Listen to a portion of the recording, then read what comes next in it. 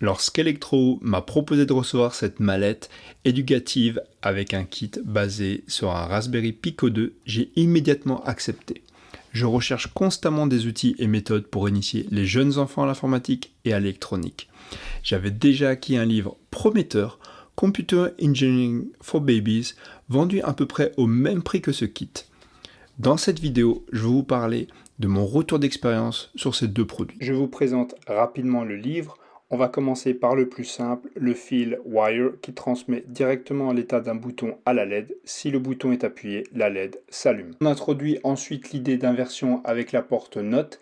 Ici, la LED s'allume lorsque le bouton n'est pas appuyé et s'éteint lorsqu'il l'est. Puis vient la porte OR qui permet d'allumer la LED si au moins un des deux boutons est pressé. C'est une première approche de la combinaison de deux entrées. A l'inverse, la porte AND demande que les deux boutons soient appuyés en même temps pour que la LED s'allume. Elle met en avant la nécessité d'une double condition. La porte XOR ou exclusif complexifie un peu le raisonnement. La LED ne s'allume que si un seul des deux boutons est pressé, jamais les deux en même temps. Enfin, la porte Latch permet de mémoriser un état avec le bouton Set et de le réinitialiser avec le bouton Reset jusqu'à nouvel ordre. Et on peut voir les différents capteurs de lumière. Pour conclure, je recommande ce livre. Il peut être utilisé avec un enfant dès son plus jeune âge. Le fait qu'il dispose de deux boutons de type arcade et d'une LED participe grandement au côté ludique pour l'apprentissage des différentes portes logiques. Mais je vois deux points négatifs. Le premier, le fait qu'il intègre des capteurs de lumière pour détecter sur quelle page on est, peuvent limiter l'expérience dans les environnements sombres. Et un autre point noté, je note une certaine fragilité au niveau du livre, qui peut paraître surprenante au vu de son prix, mais cela s'explique en partie, j'imagine, par la petite série dans laquelle il a été produit. Je vais revenir sur la proposition de valeur que délivre cette mallette. Le All-in-One Starter Kit, donc un kit tout en un, porte la mention Best STEM, donc ça veut dire Science, Technologie, Ingénierie et Mathématiques. Kit for Kids, donc pour les enfants.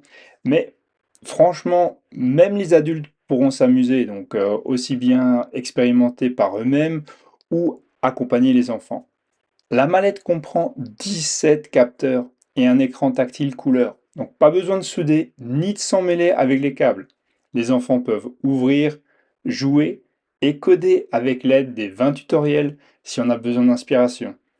Un point particulièrement appréciable est qu'à l'ouverture, on a un firmware qui est préinstallé. Donc ça veut dire qu'on a déjà une démonstration des possibilités avec les LED intégrés par exemple et même des mini-jeux. Donc voilà de quoi captiver les développeurs en herbe pendant l'installation de l'environnement de développement et l'écriture des premiers programmes si vous les assistez par exemple.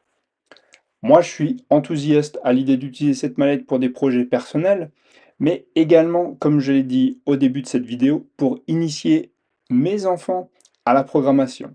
Le format est clairement orienté vers l'enseignement et il permet à un professeur de déployer facilement plusieurs mallettes dans une salle de classe. De plus, Electro fournit sur GitHub et sur le site la documentation des exemples d'exercices permettant de réaliser des cours complets avec la mallette et des illustrations ainsi que toutes les fonctionnalités offertes par les différents modules.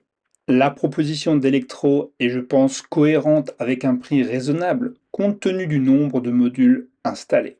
Ce produit mériterait d'être mieux connu, même s'il présente certaines limites. Par exemple, si vous souhaitez dépasser le cadre de l'apprentissage ou de l'enseignement. En effet, l'accès au port GPIO n'est pas disponible sans pour autant bricoler, démonter la mallette. Moi, je ne l'ai pas encore démonté et j'aimerais garder ça en bon état pour essayer davantage d'expérience avec mes enfants. Voilà à quoi ressemble le micro-logiciel préinstallé avec la mallette. Il est relativement simple. Dans le premier onglet, on accède au contrôle des différentes LED installées verticalement à gauche et à droite du microcontrôleur. Plusieurs boutons permettent d'afficher des dégradés et des effets lumineux, ce qui rend l'expérience ludique. L'enfant peut ainsi visualiser immédiatement ce qu'il est possible de réaliser. Le véritable potentiel de cette mallette se révèle lorsqu'on commence à coder, bien sûr.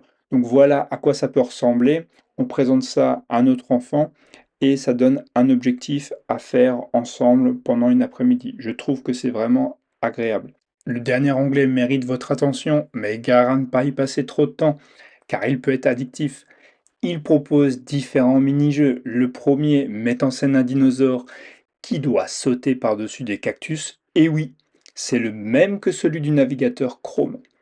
Puis un jeu de balles rebondissantes. Et enfin, le fameux jeu du serpent, similaire à celui des téléphones Nokia. Vous l'aurez compris, ces jeux ne visent pas les joueurs hardcore gamers, mais servent plutôt de démonstration technique.